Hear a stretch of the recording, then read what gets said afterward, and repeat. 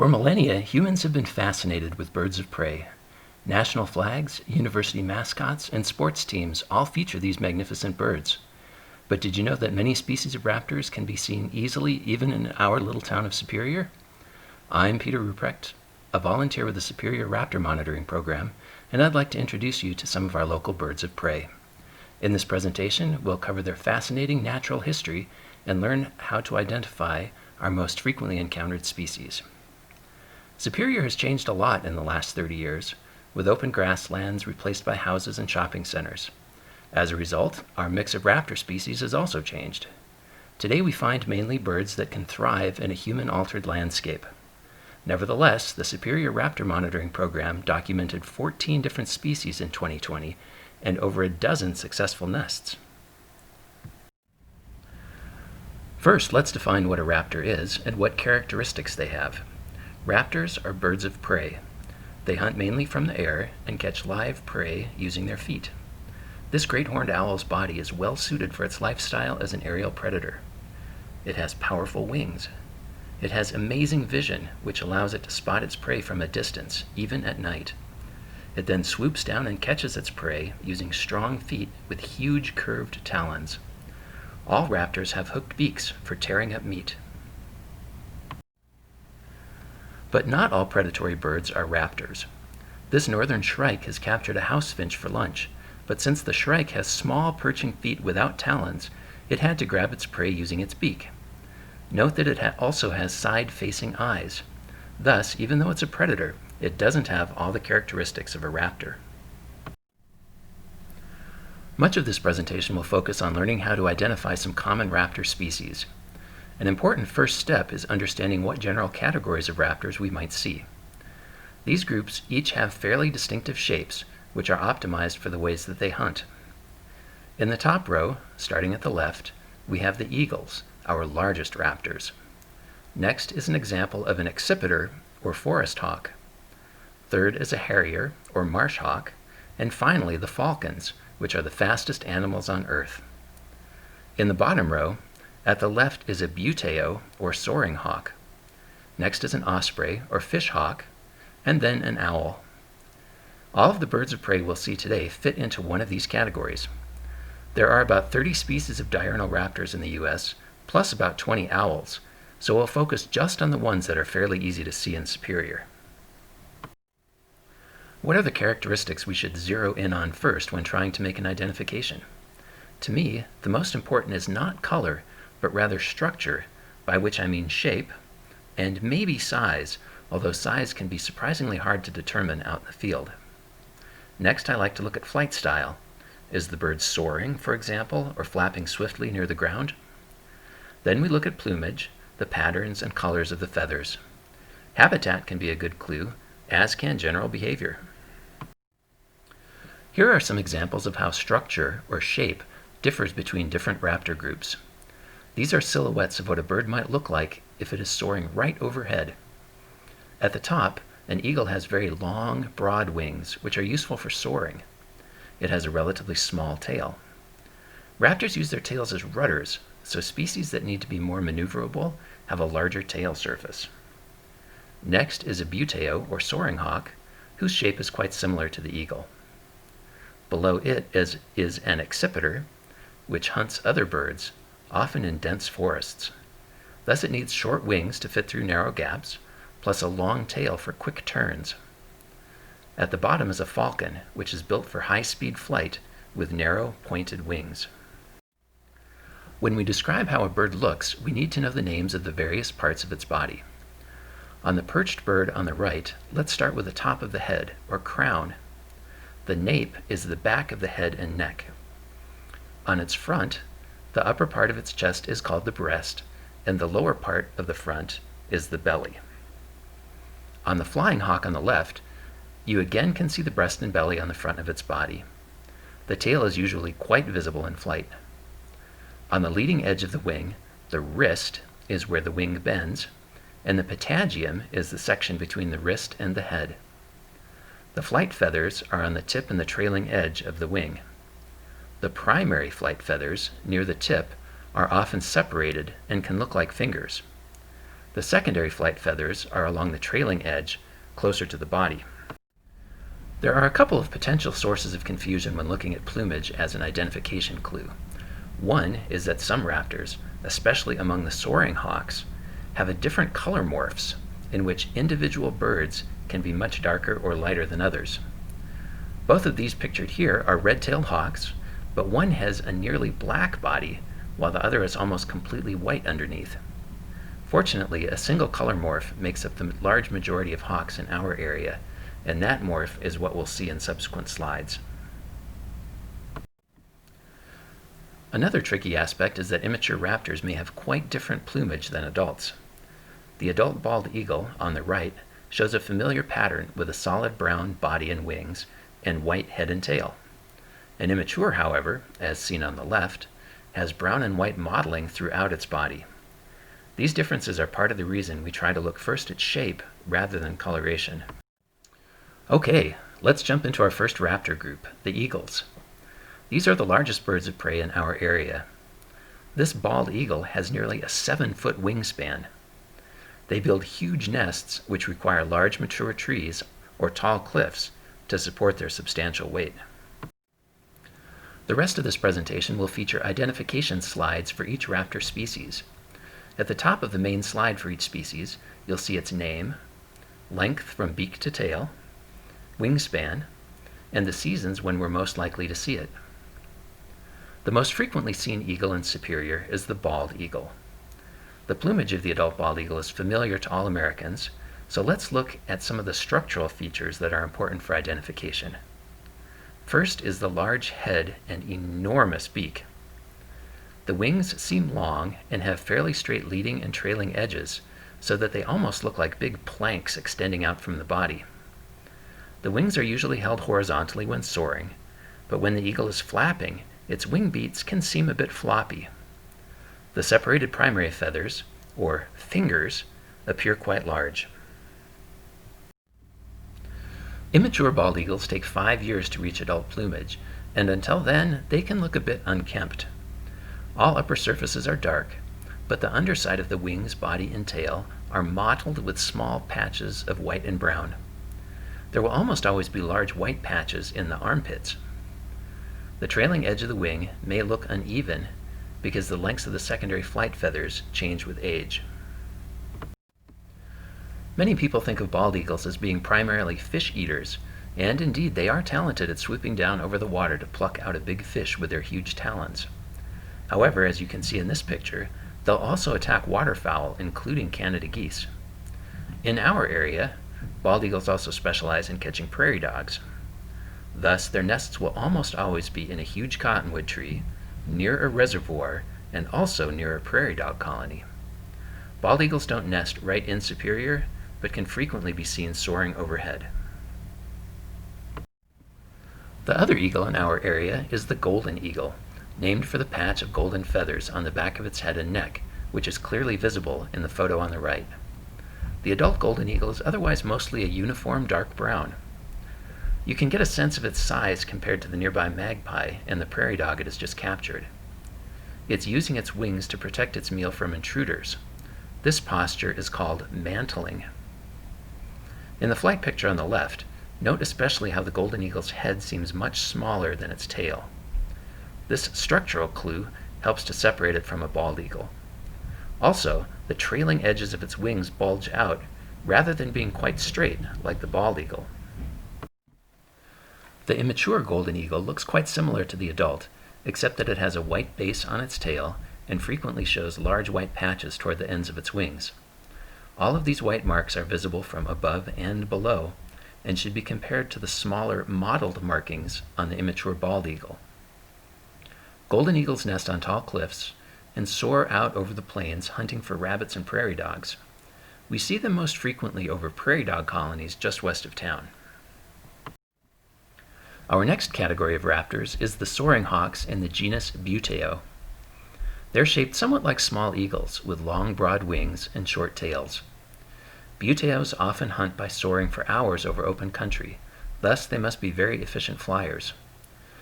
Note that they have fingers at the ends of their wings, which help to smooth the airflow over their wingtips. Buteos are some of the most common and visible hawks in our area. A common and familiar buteo is the red-tailed hawk, frequently seen circling over grasslands or perched on streetlights. When an adult is perched, as in the right-hand picture, the upper surface of the tail shows a brick red color. It also usually has two vertical whitish streaks on the back of the shoulders, or scapulars. These stripes may join at the bottom to form a V, which often can be seen from a significant distance. On the flying bird, the underside of the tail looks more pink than red. The head is usually quite dark, contrasting with a white breast. Most red tails will show a band of dark blobs or streaks across the belly. Thus, watch for a combination of dark, light, dark, from the head to the breast to the belly. The secondary flight feathers tend to bulge out, giving the trailing edges of the wings a rounded shape. On the front of the wing, look for dark streaks on the patagium. These patagial marks are an excellent field mark for the red-tailed hawk. Farther out on the wing is a small dark arc. If you like punctuation mnemonics, you can remember these wing markings as a comma and a dash. Take a look at the previous slide for another view of the comma and dash. Remember, red-tailed hawks can be quite variable in plumage, so individual birds might look noticeably darker or lighter than the ones shown here. The immature red-tailed hawk is generally similar to the adult. Look for the dark head and belly band, and for the distinct patagial marks. However, the immature does not have a red tail. Rather, the tail is tan with thin, dark bands. The outer third of the immature's wing is translucent, so it often appears to have a light wing panel, which is visible from above and below. Here are some baby red tails that are a couple of weeks away from leaving the nest. As you can see, the photo was taken through a telescope to avoid disturbing the birds. Please remember to give raptor nests a respectful distance and avoid publicizing their locations, especially on social media. Too much human activity around the nest can be very upsetting to the adult birds and may even cause them to abandon their nest. Red-tailed hawks usually lay 2 to 4 eggs in April. The eggs take about a month to hatch, and the tiny nestlings start out completely helpless. Their parents feed them diligently, and before long, the young can be seen peering over the edge of the nest. By about 5 weeks after hatching, the nestlings will start walking out onto nearby branches, and a week after that, they'll take their first flights. They remain near the nest with their parents all summer, improving their flying skills and learning to hunt. The next most common buteo in our area is the Swainson's hawk. You can see that its wings are noticeably longer and narrower than the red tails. This is because the Swainson's hawk is a long-distance flyer. It spends the summer in North America and then flies all the way south to the prairies of Argentina during our winter. Swainson's hawks love open grasslands and feed mainly on small rodents and grasshoppers. Note the bright white leading edge and dark flight feathers on the wings. This bold pattern is distinctive even from a distance. With a closer view, the dark head and bib surrounding the white throat becomes apparent. Swainson's hawks nested in Superior up until a few years ago, but now are mainly seen when hunting over parcels of open space. The largest buteo in North America is the Ferruginous hawk. These striking birds breed out on the Great Plains, especially in areas where their favorite prey, the prairie dog, is common. In winter, they disperse westward into Boulder County. In flight, look for relatively long, straight wings and light underparts with splotches that are ferruginous, that is, rusty-colored. From above, the base of the tail is white, as are the patches on the outer wings. These 3 points of white can be a great initial ID clue. Ferruginous hawks often hold their wings at a slight raised angle when soaring. Here's another picture of a ferruginous hawk that you can see was taken from a great distance. It's really important not to get too close to a feeding raptor, because that may cause it to abandon its hard-earned prey. Notice how this hawk's throat is bulging out. It has eaten a lot of meat and filled up an expandable pouch in its esophagus that's called its crop. Because a lot of other raptors, especially eagles, will steal food from ferruginous hawks, they like to get as much food inside them as quickly as possible and then fly off to a safe perch to digest it. Let's now turn to hawks in the genus Accipiter. These are the forest hawks. Accipiters eat mostly other birds, which they often pursue through dense woods. As a result, accipiters have short, broad wings for quick flight through tight spaces, and a long tail for exceptional maneuverability. These forest hawks are fierce and fearless, as you can see from this picture of a Cooper's hawk defending its thicket from a great horned owl. Accipiters are increasingly common in suburban settings along the Front Range, where they like all the trees that we have planted in our yards and parks. In addition, all of the small birds that are attracted to the birdseed we put out can be a raptor buffet. Accipiters are frequently confused with falcons, and the different species of accipiter can be quite tough to tell apart from one another. Thus, the following slides are going to include a larger than usual number of identification points, and any accipiter ID should always be based on multiple features. Cooper's hawks are numerically the most common raptor in Superior. The adult, shown on the right, has a slate blue-gray back and long tail, which makes it easy to mistake for a peregrine falcon.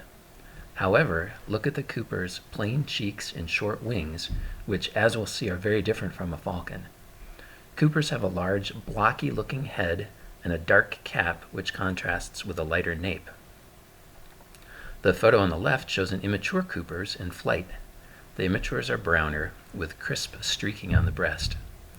Notice how it holds its wings straight out from the body. With its head projecting well in front of the wings, it has the shape of a flying T. Here's a view of a perched immature Cooper's hawk. In this posture, the shoulders look relatively narrow compared to the rest of the body.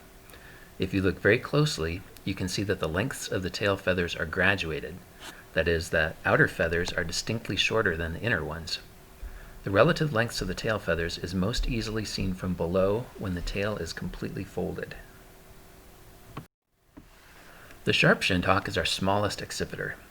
While its coloration is fairly similar to the Cooper's hawk, structural clues can help tell them apart. First, look at the tail of the perched adult on the right. All of the feathers are the same length, giving a square or even notched appearance. It has broad shoulders and a tapering body. Its rounded head seems like it's just been plopped on top of the shoulders with no visible neck. Unlike the Cooper's, both its crown and nape are a dark gray, giving it a hooded appearance. On the flying immature shown on the left, notice how the wrists are pushed forward and the leading edge of the wing is even with the front of the head. This is a very different flight profile from the Cooper's hawk. Our next raptor group is the Falcons, the fighter jets of the bird world. These are the fastest animals on Earth, capable at diving at well over 200 miles per hour. The shrill whoosh of a diving falcon is often the last sound its prey hears. Falcons have narrow pointed wings to enable such speedy flight. Their eyes are specially adapted for tracking at high speed, even more so than the other raptors. All falcons will have a dark stripe extending below their eye. This is sometimes referred to as a mustache mark. The American kestrel is the smallest falcon in North America and the most commonly seen in Superior. Kestrels nest in hollow cavities in dead trees, often accessed through a woodpecker hole, and will also readily take to artificial nest boxes. The male kestrel shown here has a beautiful and dramatic combination of blue, red, and black on its upper surfaces. The tail is especially long, which in combination with its narrow wings gives it a somewhat delicate appearance in flight. Note that the kestrel has two stripes on its face, a pattern that's unique among American falcons. It also has two black spots on the back of its head, which are thought to resemble false eyes. These spots may make it harder for predators, which prefer to attack from behind, to tell which way the kestrel is facing. The female kestrel is similar to the male, but lacks the large blue wing patches. Her upper side is mainly striped with orange and brown. Kestrels usually hunt small rodents and large insects by perching in an exposed location, scanning the ground nearby, and then swooping down when they see prey, as shown in this picture. If no perch site is available, kestrels are able to hover in place over an open field for several minutes at a time. Kestrel populations are in serious decline across much of the country. Possible causes include competition by starlings for limited nesting sites, predation by other raptors, and poisoning due to pesticides in their prey. Peregrine falcons nest on cliffs throughout the Boulder Flatirons and occasionally venture east to Superior.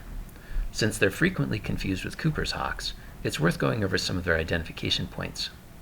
First, note their long and very pointed wings. On a perched peregrine, the wing tips will reach the end of the tail. Peregrines will always show the well-known dark mustache stripe, which in some cases will cover their entire cheek. Habitat is also a valuable ID clue. Peregrines spend most of their time in very open country, such as cliffs or shorelines. Cooper's hawks, on the other hand, are much more common in areas with trees, such as parks or yards. Another large cliff-nesting falcon that hunts in open country around Superior is the Prairie Falcon. As its name suggests, it is most often found over grasslands. It usually hunts by flying about 10 feet above the ground at very high speed, like up to 60 miles an hour. It comes up so quickly on rodents or ground-feeding birds, such as meadowlarks, that they have no chance to escape before the falcon is upon them. Prairie falcons don't have especially flashy coloration, but in flight will almost always show dark wing linings, which look a bit like dirty armpits. Some good places to watch for prairie falcons are around the Colton Trailhead or near the old industrial mine. Next we move on to the harriers, or marsh hawks. There is only one harrier species in North America, the northern harrier. It will most often be seen flying very slowly a few feet over a cattail marsh or other wet vegetated area in search of small rodents. Harriers hunt by sound as well as sight, and they have a special disc of feathers around their face that helps direct sound to their ears. When they detect prey below them, they use their long tail to execute a quick, twisting dive. Besides the long tail, other good field marks are the long, narrow wings and the bright white rump. Harriers are one of the few raptor species in which the males and females have significantly different plumage. Females, and immatures, are mostly brown, as seen as the photo on the right. Males have light gray upper surfaces and bright white underparts with black wingtips. When harriers are not hunting over a marsh, they will often perch on a low post or snag nearby. The male in the left-hand picture has captured another bird and is drowning it before carrying it to shore to eat. Harriers can be seen in the meadows and grasslands west of Original Town, mainly in fall through early spring. Osprey, or fish hawks, eat almost exclusively fish. Thus, we don't see them in Superior very often because we lack large lakes. However, they will sometimes fly over town when heading to or from Marshall Lake, and migrating birds sometimes stop off at Hodgson Harris Reservoir. It's usually pretty easy to identify osprey by their long, bent wings and their dramatic black and white plumage. So far, all the raptors we have covered are most likely seen during the day. However, raptor action doesn't stop when the sun goes down, as that is when the owls are most active. Several species of owls live in and near Superior, and one of these, the great horned owl, is quite common. During the day, we might see an owl snoozing on a tree branch, often near the trunk. When perched, owls seem bulky and large-headed with not much neck. They often have excellent camouflage and can be surprisingly difficult to spot for such a large bird. In flight, look for broad, rounded wings. The large head often gives the flying bird a front-heavy silhouette. Since owls tend to be most active at night, it can be easiest to identify them by their vocalizations rather than their appearance. Great horned owls are a familiar sight and sound in parks and open spaces around Superior. They are fierce predators who will hunt rodents in open space, but are also very happy to prey on rabbits and even skunks anywhere within the town. They make a familiar deep hooting call at any time of the night. Hooting is most common during fall and winter when pairs call back and forth to each other as a display of courtship or territoriality.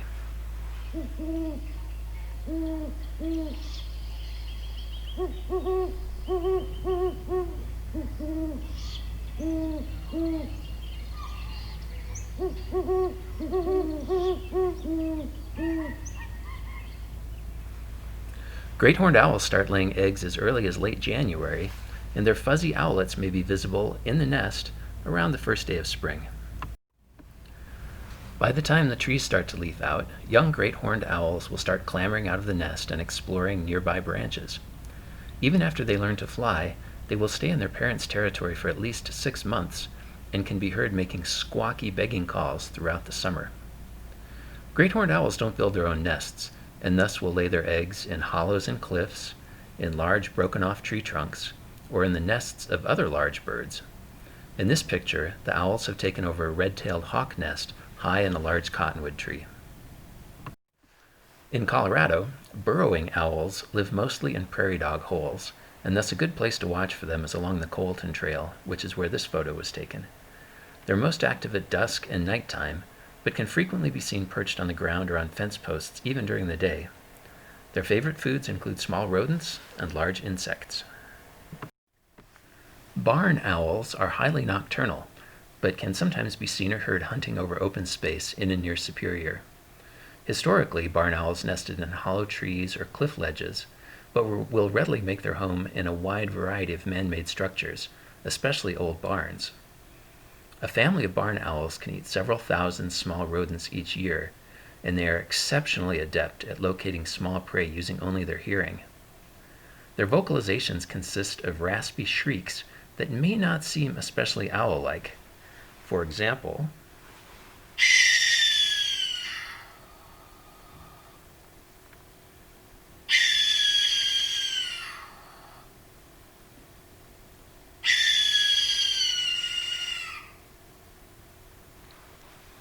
those eerie sounds, combined with the owl's ghostly white appearance in flight, led some people long ago to believe that they were departed souls returning to Earth. Screech owls are tiny, barely bigger than a person's hand. You might spot one during the day snoozing in a knothole, but their excellent camouflage makes them hard to find. Their call, however, is hard to miss, combining slow trills with horse-like whinnies.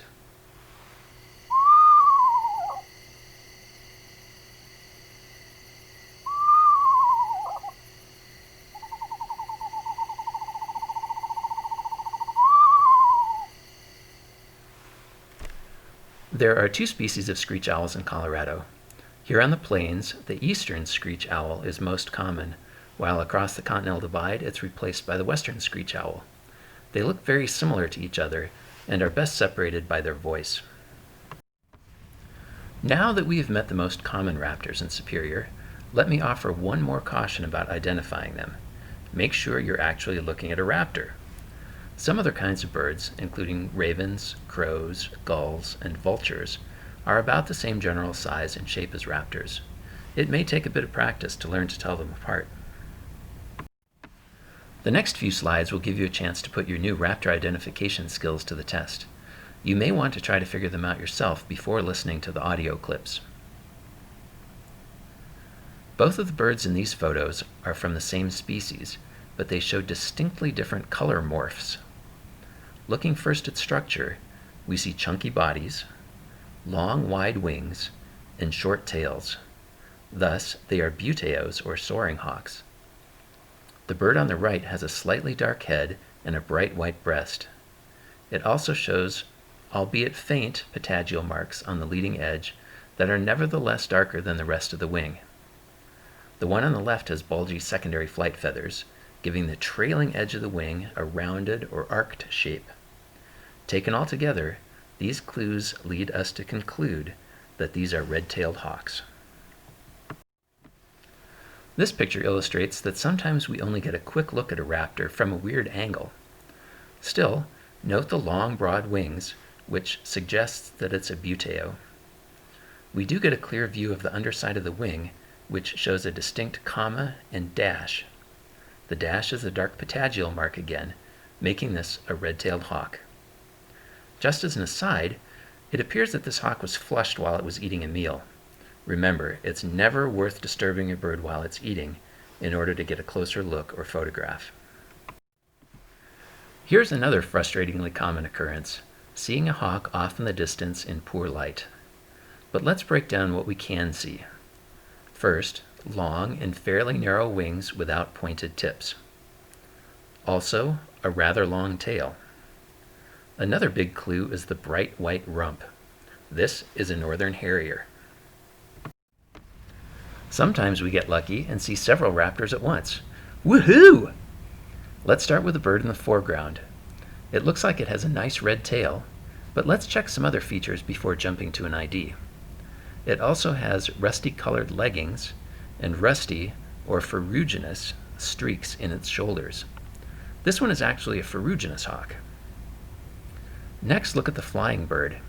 Here we see a dark head, light breast, and dark, streaky belly band. Combine those features with a comma and dash on the underside of the wing, and we can be confident that this one is a red-tailed hawk. Finally, what can we say about the one that is mantling over a prey item on the ground? It has a brown back with distinct broad light streaks on the back of the shoulders. That's a good clue that we're looking at another red-tailed hawk. Note that since this bird has its wings slightly spread, the light marks don't come together in a V shape like they might if it were calmly perched. But how can this be a red-tailed hawk if it doesn't have a red tail? The tail looks like it's light tan with thin dark bands all across it. That tells us that it's an immature, since red tails don't grow their red tail until they're a year old. Raptors have wings, and so they can show up nearly anywhere, but there are some areas that give an especially good chance of seeing birds of prey. In Superior, a great place to start looking is along the Rock Creek riparian corridor that runs between McCaslin Boulevard and Autry Park. Not only is there good habitat all along the creek, but this undeveloped strip also acts as a transit corridor for birds between several other large open space tracts. Nearby, the Colton Trailhead is a favorite hunting ground for larger raptors that prey on prairie dogs. In the north part of town, check out the Mayhofer Singletree Trail, which accesses large trees, open grassland, and wet meadows.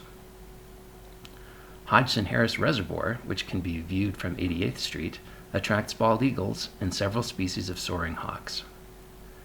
Farther afield, the Boulder Flatirons host numerous cliff-nesting falcons and eagles during spring and summer. Loggerman Reservoir, which is northeast of Boulder, is a hotspot for many types of wintering raptors. To our east, the Carolyn Holmberg Preserve offers excellent year-round viewing of many raptor species, as does the Rocky Mountain Arsenal National Wildlife Refuge. What are some things that we can do to help ensure that raptors can continue to live successfully in our area? We can preserve the large trees, especially cottonwoods, that they need for their nests. We can also provide nest boxes and appropriate locations for cavity nesting species. It's also important not to get too close to nesting birds. Avoid publicizing nest locations on social media, because crowds near nests are even worse. A baby raptor has only about a 25% chance of surviving its first year, and its odds go down further if its parents are too stressed by too many humans nearby. Another very important individual action for helping raptors is keeping toxins out of their food chains. This means minimizing the use of insecticides and especially avoid using rodent poisons outdoors. A mouse that has eaten rodenticide takes several days to die, and in the meantime it's an easy target for predators. If a raptor catches it and eats it, the raptor will likely be poisoned as well. Since a single bird of prey can eat hundreds of rodents each year, this is not an effective trade-off.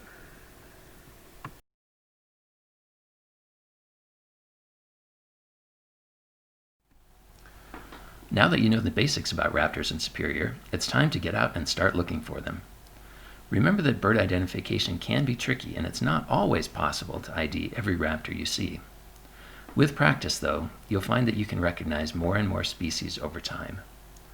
And if you prefer just to enjoy birds of prey for their attractive plumage and amazing aerial skills, that's fine too. An important tool for raptor watching is a decent pair of binoculars.